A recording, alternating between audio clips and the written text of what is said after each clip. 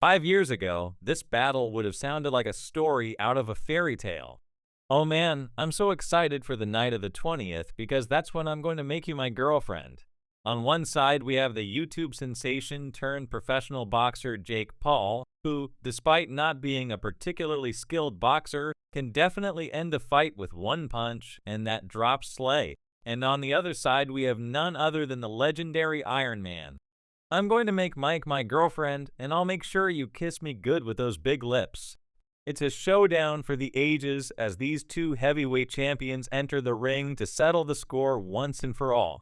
Will the old era prevail, or are we officially in a new era in boxing?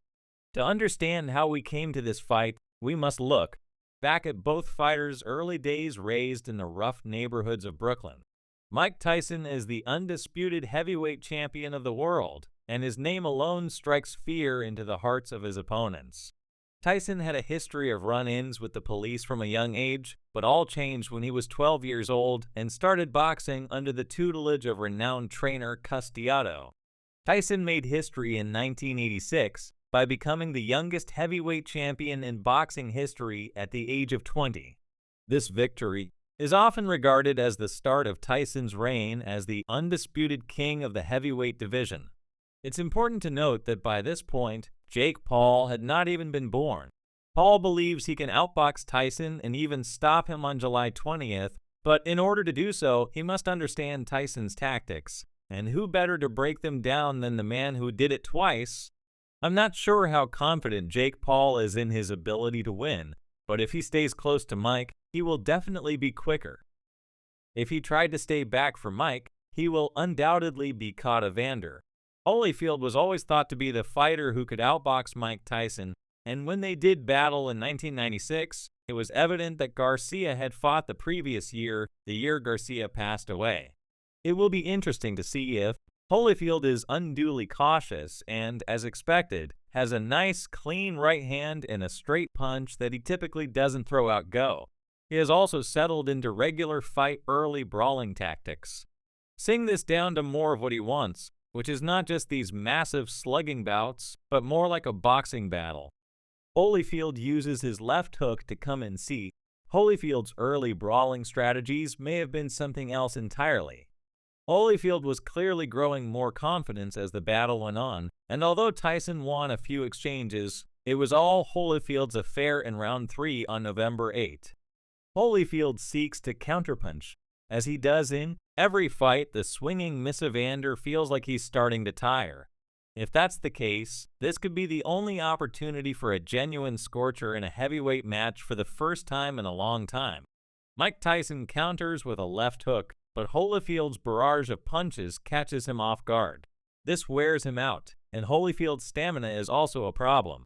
Tyson pushes forward without thinking, only to be severely caught off guard. Like a champion, Mike Tyson unleashes vicious punches here, cutting that sent Holyfield back, pedaling far from some, then far from it again, fighting with the assurance that he has the upper hand if Andrew zings in on a big shot, confusing and frustrating Tyson as he unleashes it flurry there, but Holyfield immediately returns, countering the head Mike shot and firing back, seeing him again try to rock and roll. Mike needs to deliver his third punch because he is letting it all hang out, and I have Mander ahead by such a wide margin that it's getting to the point where he either gets knocked out or appears exhausted. But Tyson also doesn't appear to be full of energy. However, keep in mind Evander Holyfield's heart. It appears that he is unable to fight in silence every time we get close.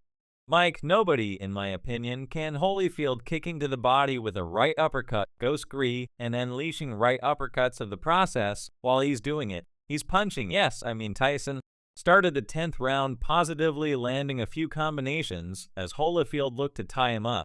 But in the end of the round, things changed. Holyfield coming on a right upper C, quickly tying him up as he comes in straight left hand, thereby by Tyson, but a glancing. Go back comes Holyfield, the jab of Holyfield, the defensive move by Tyson, ducks under the right hook by Holyfield. John and Eifer has the reach. He should use it up. The chance of Holyfield because of the cut. Oh, a low blow by Holyfield. That was a L. He's no longer Aggressive animal, he's a little confused by what's going on. He may be working on sheer instinct right now. This crowd continues. He's going to need all the help he can get in there. Now you know, as Mike comes rushing in, Vander ducks his head to not catch it. Shot with his head up in the 8, and those heads are just banging one into another, and he is not ready to fight the 12 real hard. It may be a reversal of fortune if Holyfield continues to have his way. No, it's got to the point where I'm not sure that that's not his fight, because AR Evander is landing the harder, and Tyson is wearing himself too. See, I've got him ahead by 3, meaning that if you bought one every round, you can only get a drop that could have been dangerous. Holyfield. Yeah, Tyson's in trouble, but he's safe by the goal, so he's got to keep digging in. He's had a left hook to the head. Tyson is prepared for a F. Holy. The second person to ever defeat Tyson was Holyfield, a feat Paul himself aspires to.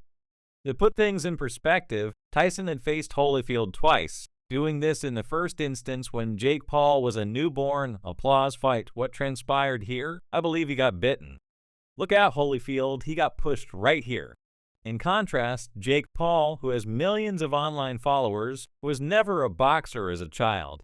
Instead, he was a YouTuber and an actress on the Disney Channel. In 2018, Paul ventured out of the social media sphere to take on new challenges. He made his professional boxing debut in a widely reported match against fellow YouTuber KSI's brother DI. However, it was Paul's fight against former NBC star Nate Robinson in November 2020 that shot him to fame and notoriety. The fight was held on the undercard of Mike Tyson versus Roy Jones Jr., and Mike even liked Jake at the time. Yeah, it's on pace to be the biggest fight ever, and we're involved right there with all those big chefs and the biggest athletes in the world. Former UFC champion and pound-for-pound fighter Tyron Woodley accepted the offer, but regrettably was unable to meet it.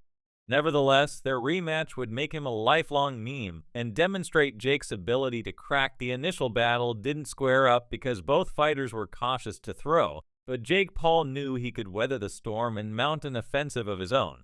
The opening round included a lot of gripping. Many of the insiders are holding him, which is something he shouldn't be doing. Watch your hands here. We can see that. He's been doing a lot more than just what he said when he said he was going to open their legs. The third saw Paul Woodley land some really good shots on Jake Paul, who also got cut and was beginning to look a little worried. I think your leg where your legs are too like that you're going to be out. Bail and B. So Paul tried to wing shots here down low, put his elbows in, and go to work the body, lot of outside and punches from nice combination from Paul, left to the head, right to the body.